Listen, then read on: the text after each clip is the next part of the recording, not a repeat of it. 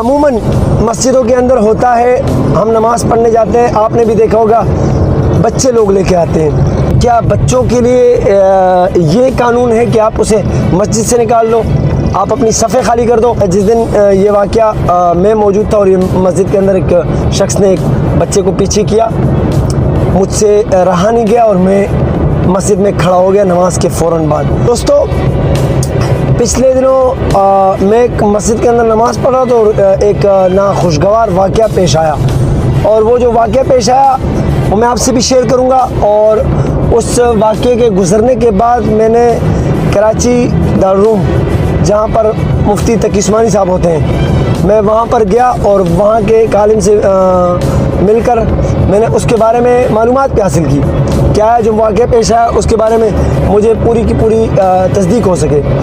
اچھا، جو واقعہ پیش ہے پہلے میں وہ آپ سے شیئر کر لوں۔ عموماً مسجدوں کے اندر ہوتا ہے، ہم نماز پڑھنے جاتے ہیں، آپ نے بھی دیکھا ہوگا بچے لوگ لے کے آتے ہیں، 10 سال کے، 12 سال کے، 8 سال کے، 4 سال کے، 5 سال کے، چھوٹے اور بچوں کی فطرت میں ہے مستی کرنا، شیطانی کرنا۔ اور پھر ہمارے یہاں اکثر زیادہ تر جو نمازی ہوتے ہیں، چاہے وہ بزرگ حضرات ہیں، چاہے وہ لڑکے ہیں، کوئی بھی ہے، وہ بھائی بچوں کو پکڑ کر کبھی تو دھکا دیتے ہیں، ویڈیوز بھی آئے ہوئے ہیں، کہیں جو لاتے مارتے ہیں، ڈانٹتے ہیں، مسجدوں سے بھگاتے ہیں۔ اس میں جس دن یہ واقعہ میں موجود تھا اور یہ مسجد کے اندر ایک شخص نے ایک بچے کو پیچھے کیا، مجھ سے رہا نہیں گیا اور میں مسجد میں کھڑا ہو گیا نماز کے فوراً بعد۔ اور میں نے کہا یار، سب نمازیوں سے میں نے مخاطب ہو کے کہا یہ اللہ کا گھر ہے اور یہ سب جانتے ہیں کہ اللہ کا گھر کسی کا ذاتی گھر نہیں ہے، پھر کوئی کسی کو کس طرح اس طرح ایک اس سے اٹھا کر، صف سے اٹھا کر باہر کر سکتا ہے، چاہے وہ بچہ ہے چاہے کچھ بھی ہے۔ دوسرا، ہم نے حدیثوں میں سنا ہے، اللہ کا پیشی معاف کرے، علماء سے سنا ہے، نبی علیہ الصلوۃ والسلام کے بارے میں آتا ہے اللہ کا پیشی معاف کرے کہ حضرت حسن یا حسین رضی اللہ عنہ کا واقعہ ہے، یا دونوں صحابہ کا واقعہ ہے کہ آپ کے کندھے مبارک پہ چڑھ گئے نماز کے دوران، آپ نماز پڑھ رہے تھے اور صحابہ پیچھے رکوع میں ہو گئے، سجدے میں گئے، اور وہ آپ کے کندھے پہ چڑھے تھے، حضرت حسن یا حسین رضی اللہ عنہ کے بارے میں آتا ہے اللہ کا پیشی معاف کرے۔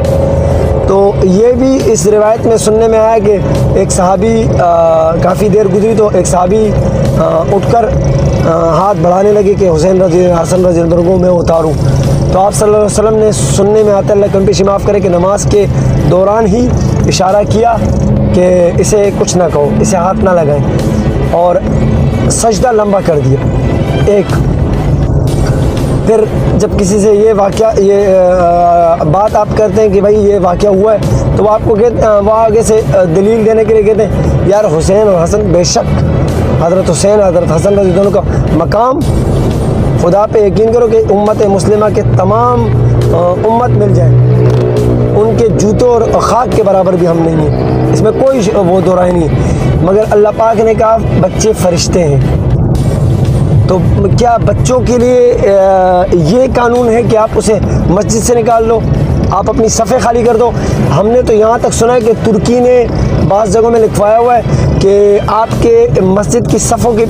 پیچھے اگر بچوں کے شور کی آواز نہیں ہے تو آپ کی آنے والی نسلیں تباہ اور برباد ہو جائیں گی۔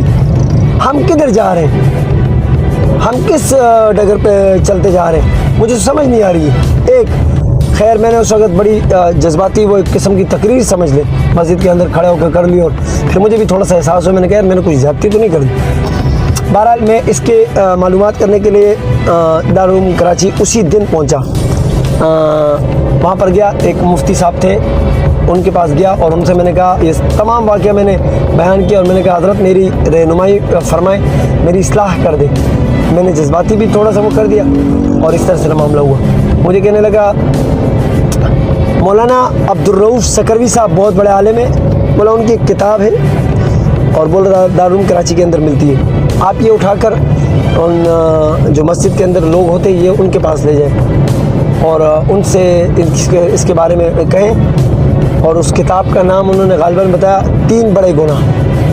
کہ آیا بچوں کو نکالنے کا کیا معاملات ہیں۔ سر جی،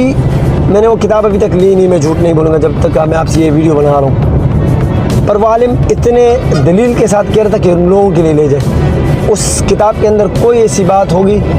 جو بہت ہی زیادہ میرے خیال میں ایک سبب دینے والی ہوگی. تو خدا را اپنی آنے والی جو ینگ جنریشن کہہ دے, نئی نسل کہہ دے,